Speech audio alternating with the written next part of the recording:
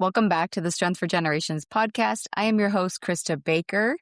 This is episode 7 of our 9-part Beatitudes of Health series. Last episode, we talked about why your weight loss motivation keeps failing and the hidden identity problem behind your energy and your follow-through. Today, we're diving into why forcing your family into a healthy diet backfires and how to create peace instead of food battles at home. So if you haven't subscribed yet, I want you to hit that button now so you don't miss any part of this journey toward building sustainable health from the inside out. So today we're talking about the 7th Beatitude. Blessed are the peacemakers, for they are called children of God. And I'm going to show you why trying to force your family to eat healthy creates resistance, resentment, and rebellion instead of the health that you want for them. So if you've been struggling with getting your spouse or kids on board with healthy eating, or if you feel like you're constantly fighting about food in your house, this episode is going to help. I'm going to walk you through the peacemaking principles that create willing participation instead of forced compliance. Because here's what most parents don't realize about family health. You can't create peace by getting everyone to agree with your approach. You create peace by building unity around shared values while respecting different needs and preferences. When you try to control how everyone eats, you create rebellion. When you make peace with different approaches to the same goal, you create influence. So grab your notebook and let's dive into the hard work that creates lasting family health without the battles.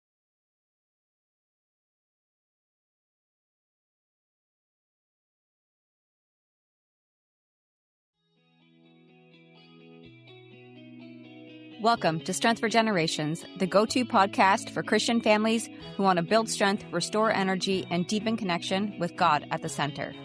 I'm Krista Baker, Christian health coach, wife, mom, and co-founder of Baker Family Fitness. I'm here to help you honor God with your health and bring peace back to the process, to simplify what it means to build strength in your body, renew your mind, and care for your spirit, all without losing precious time with your family. So grab your coffee and your ribeye, and let's do this His way.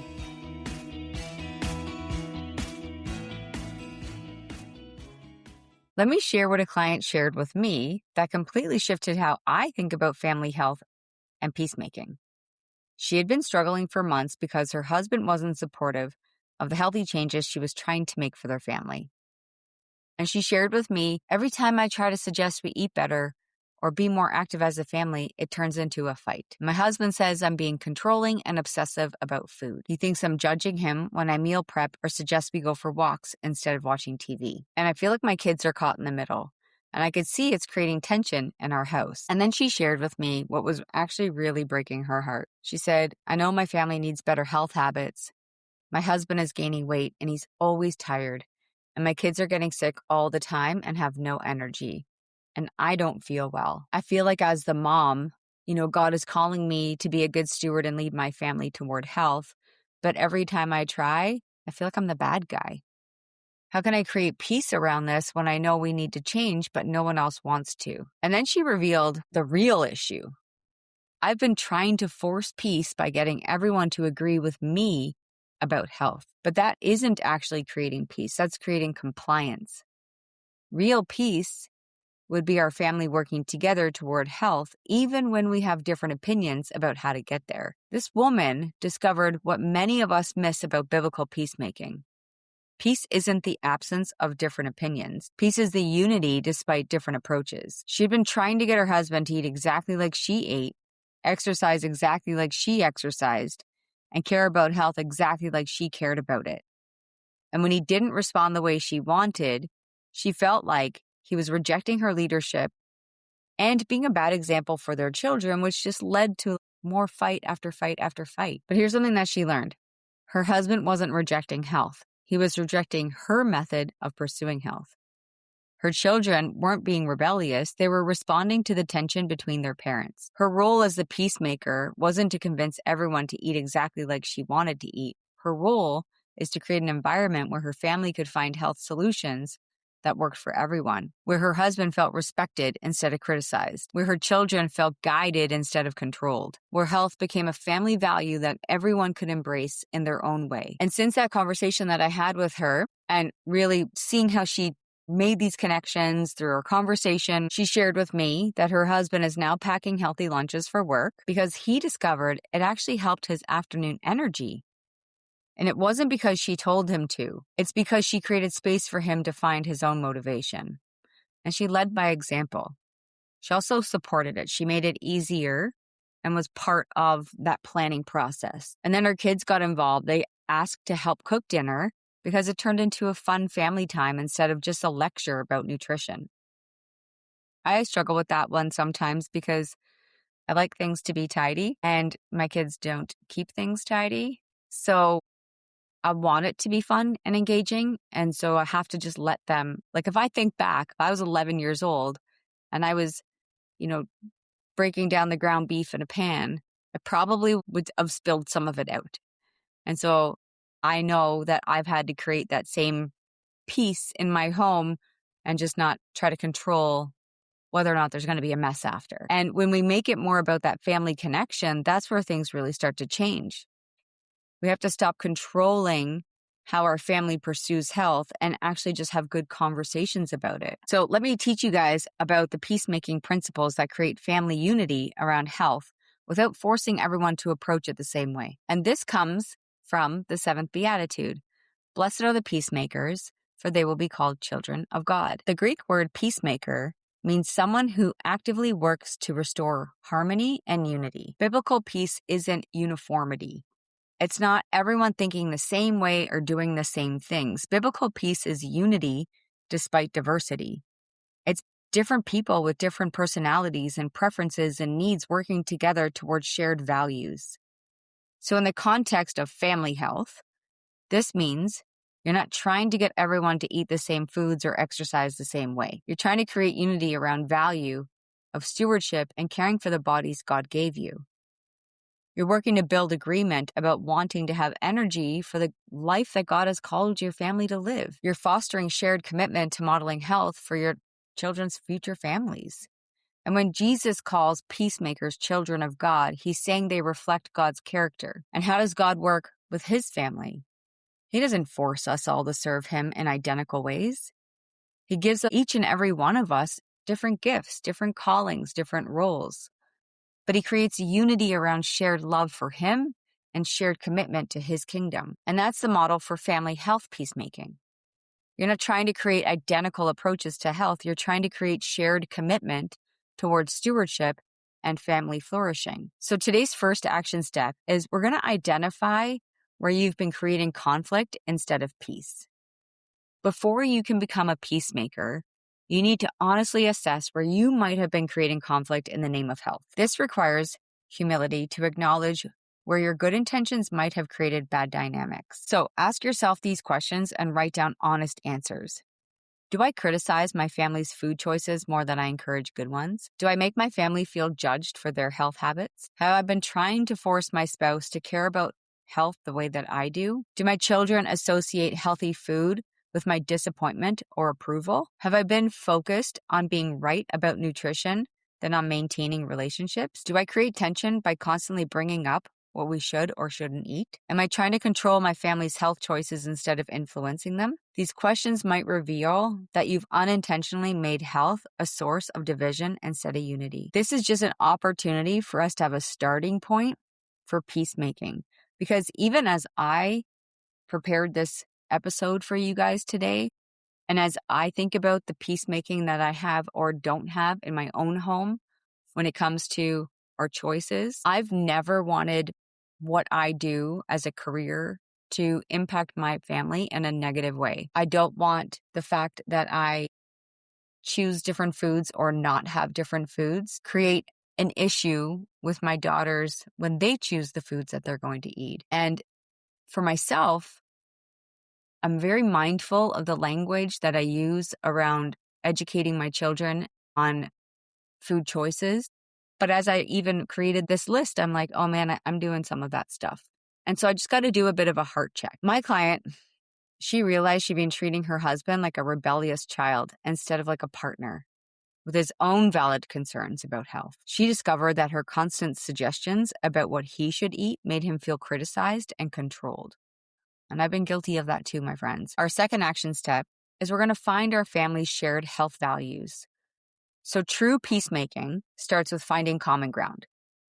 Instead of us focusing on where your family disagrees about health approaches, Why don't we focus on what you all value? Have a family conversation about these questions. What kind of energy do we want to have for the activities we love? How do we want to feel in our bodies as we serve God and others? What example do we want to set for our children's future families? How can taking care of our health help us love each other better? What would it look like to honor God with how we treat our bodies? And how can our health support the life God has called our family to live? You might discover that your husband wants energy for work and playing with the kids, even if he doesn't want to meal prep. And you might find that your children want to feel strong and confident, even if they don't want to give up all their favorite snacks. You might learn that your family values feeling good more than looking perfect.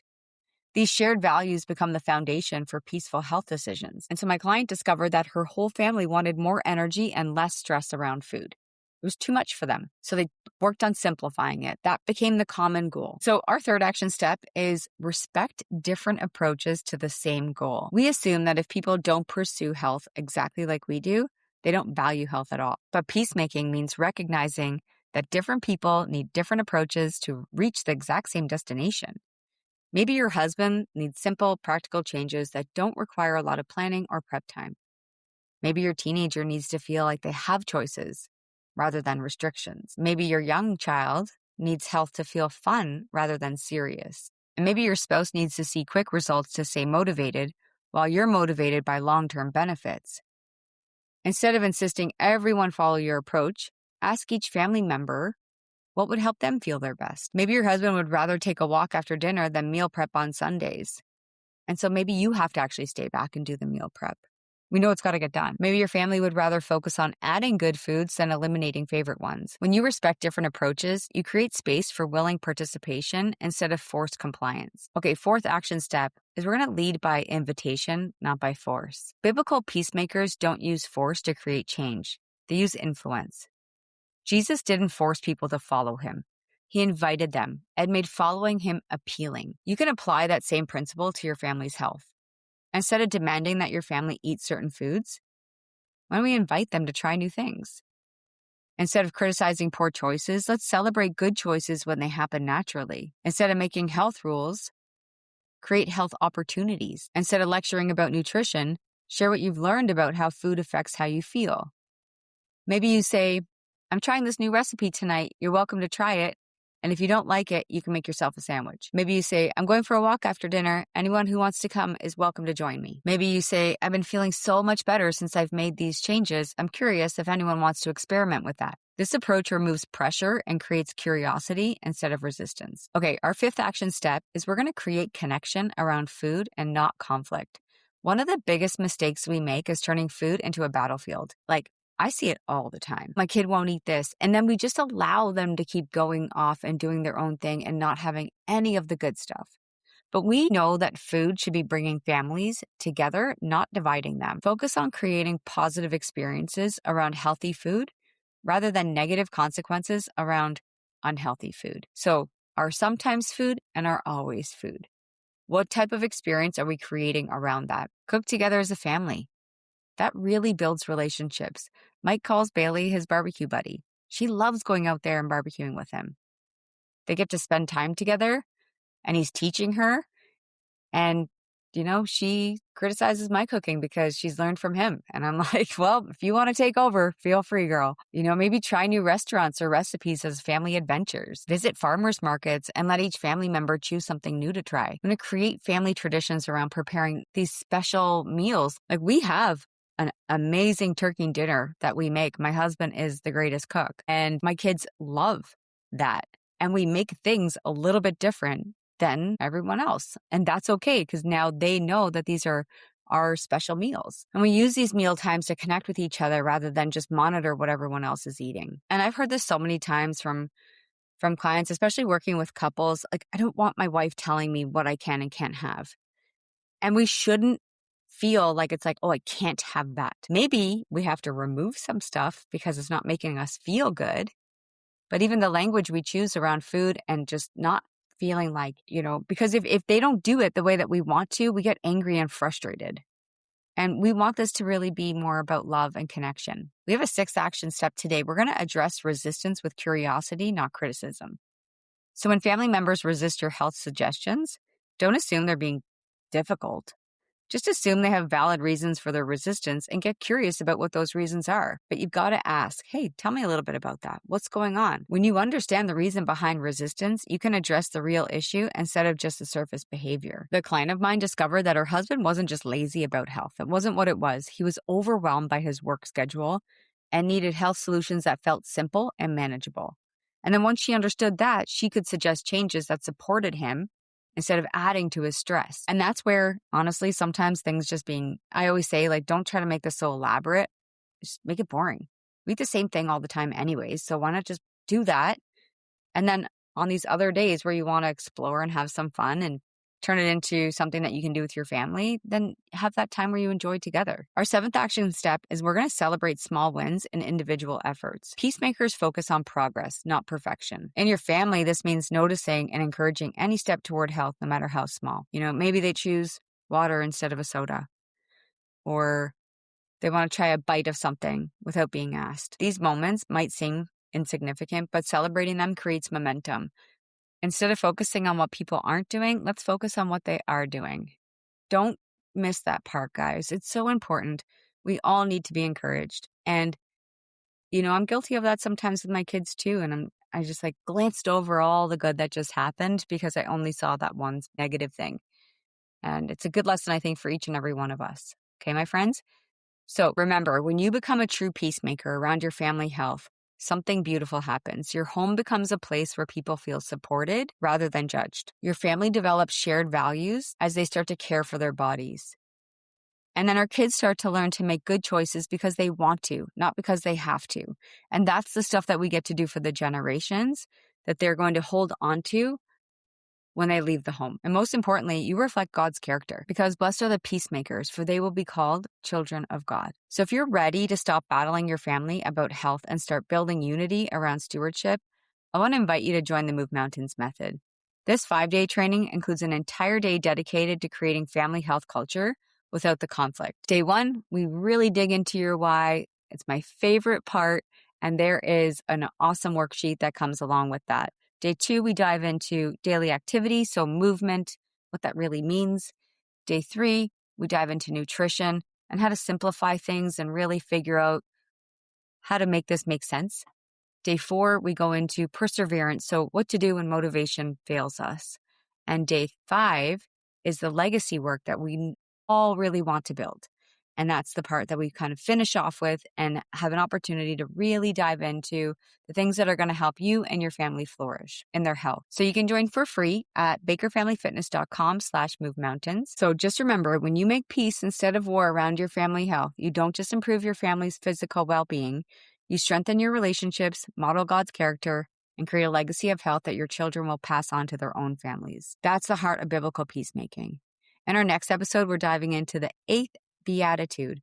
Blessed are those who are persecuted because of righteousness, for theirs is the kingdom of heaven. I'm going to show you how to handle the criticism and resistance you'll face when you start making positive health changes. But for now, I want you to just pick one family member and one way you can show respect to their approach to health this week. Now let me close us in prayer. Father, help us to be peacemakers in our homes around health and every other area of our life. Show us where we've been creating conflict instead of unity. Help us to respect the people you've given us as family members, even when they approach health differently than we do. Give us wisdom to know when to speak and when to listen, when to lead and when to follow. Help us to create homes where people feel loved and supported in their journey toward health. Make us people who build bridges instead of walls, who invite instead of demand, and who celebrate instead of criticize. Use our families to reflect your character to a world that desperately needs to see your love in action. In Jesus' mighty name, amen. All right, my friends, keep building strength for generations. Thanks for tuning in to Strength for Generations. If this podcast encouraged you, it would be a blessing if you took a quick minute to leave a 5-star review. It helps more families hear this message and find hope for their health and faith journey. It lights me up to know this podcast is helping you. And if you feel led to share this episode, text it to a friend, post it to your stories, or send it to someone on your heart. God might use it to encourage someone who really needs it today. And don't forget to eat steaks, lift weights, love Jesus, and keep doing it His way.